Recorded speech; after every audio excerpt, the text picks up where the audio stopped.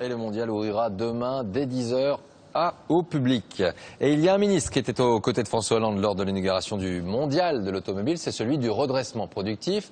Arnaud Montebourg, qui se retrouve confronté aux plans sociaux à répétition, ArcelorMittal, PSA, Fralib, Sanofi.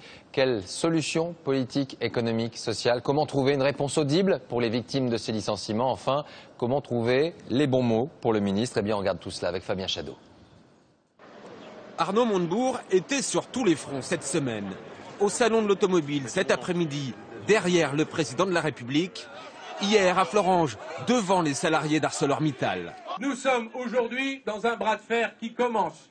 Et mercredi, aux côtés des ouvriers de la raffinerie Petroplus de Petit-Couronne en Normandie. Le gouvernement ne souhaite pas perdre cette raffinerie. Et à chaque fois, toujours le même message. Face à la crise, l'État est là.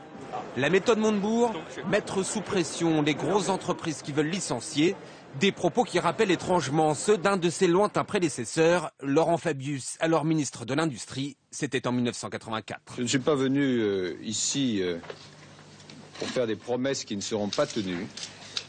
Je ne suis pas venu faire des promesses, car c'est un bras de fer difficile qui s'engage avec une multinationale de l'acier.